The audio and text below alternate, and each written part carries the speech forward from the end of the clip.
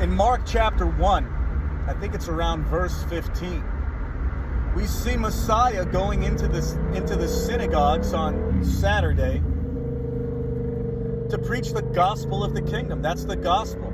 He wasn't preaching the death, burial, and resurrection of himself. He was preaching the everlasting gospel of the kingdom, the refreshed covenant of the 10 Commandments. That's why Peter says these are the times of refreshing. That's why Isaiah 28:12 says in the end times that this stiff-necked and hard-hearted people are going to reject the refreshing of the Holy Covenant, and they're going to refuse to enter into the weekly Sabbath rest. You can find the same scriptures in Isaiah 30, I think it's verse 15, Isaiah 42, verses 21 and 22, the magnification of the law.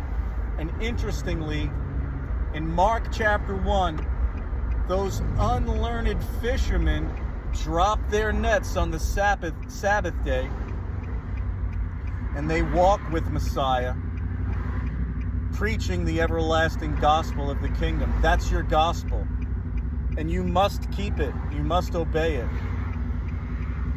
Keep the 10 Commandments and the covenants of promise. Ephesians chapter 2, verse 12. Acts chapter 15, verses 19 through 21. Luke chapter 1, verses 68 to about 72 or 75. We see that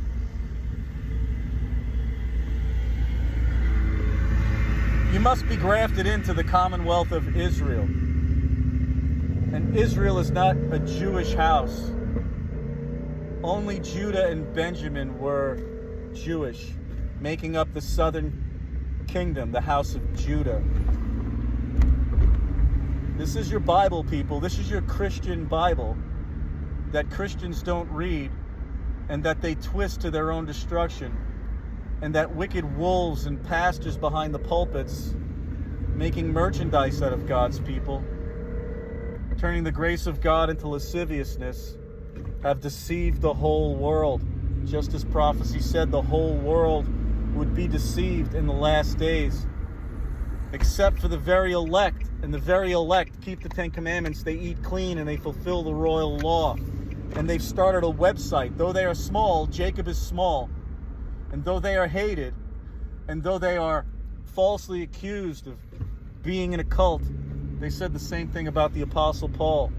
And Paul said, neither can they prove the things they accuse me of, because he says and does and teaches none other things than that which is written in the law of Moses and in the prophets. And after the way you apostate Christians and Torah wolves call heresy, we at straightasthegate.net say none other things.